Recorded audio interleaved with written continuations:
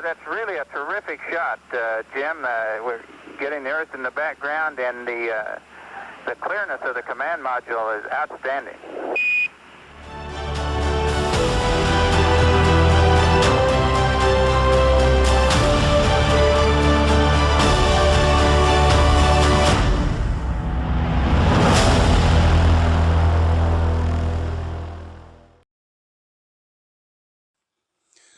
In a program that spanned 11 manned missions, Apollo 9 was one of two that never went to the moon, the other being Apollo 7. These missions, that were conducted in the safety of a low Earth orbit, were proving grounds for the spacecraft and maneuvers that would be required to finally land on the moon, in this case extraction of the lunar module from the third stage of the Saturn V rocket.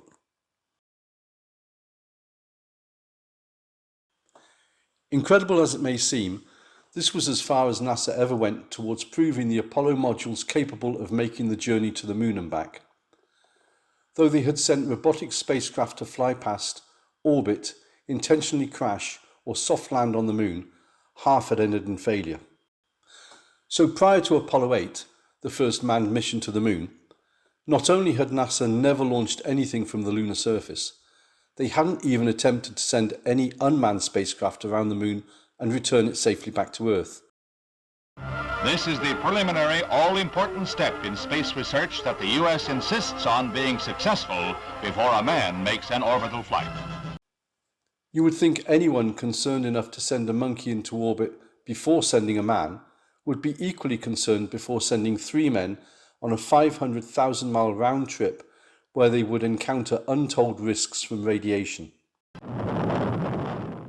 Apparently not. As far as we know, neither the US nor the Soviet Union had sent a mammal much more than 1,000 miles into space before the first Apollo mission to the moon. And on the rare occasion they did try, it didn't turn out well. So ignoring any outrageous claims to the contrary, it comes as no surprise that human activity in space has been limited to well below this level. This was certainly NASA's position following the end of the Apollo program in 1972. Most of their 135 space shuttle missions stayed below 330 miles, the highest being 386 miles, that too once only and very briefly. Their Skylab space station, as well as the Soviet Union's Salyut and Mir, the ISS and most recently China's Tiangong, have all stayed below 235 miles.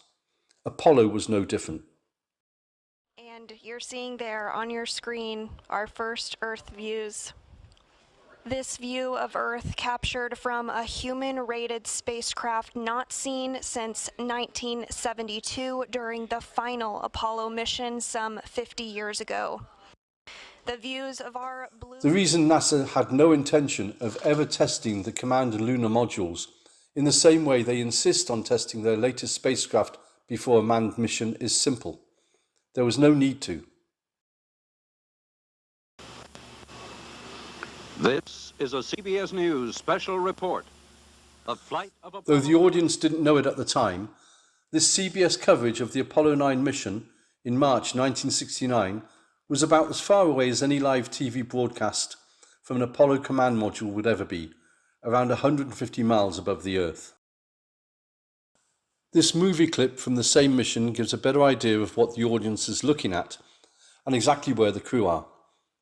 These maneuvers actually took place in low Earth orbit during every Apollo mission, not just Apollo 9, because the command module and lunar ascent stage were never required to go to the moon. If we give it a try up the tunnel, it's probably pretty dark, but... However, this footage is also unique in that it is the only continuous coverage featuring the Earth and an astronaut I've been able to find in a live TV broadcast from any manned Apollo mission. Well, Houston, we've got one. If we can keep the Earth in the window, flying manually, the COAS... You can forget scenes like this one from the 1995 movie Apollo 13, where astronaut Jim Lovell is pictured looking through a window of the lunar module at the Earth, which judging from its size would appear to be a relatively close 30,000 miles away. Though there are hours of live TV broadcasts from inside the command and lunar modules in real life, Not once do we ever catch a glimpse of the Earth through a window.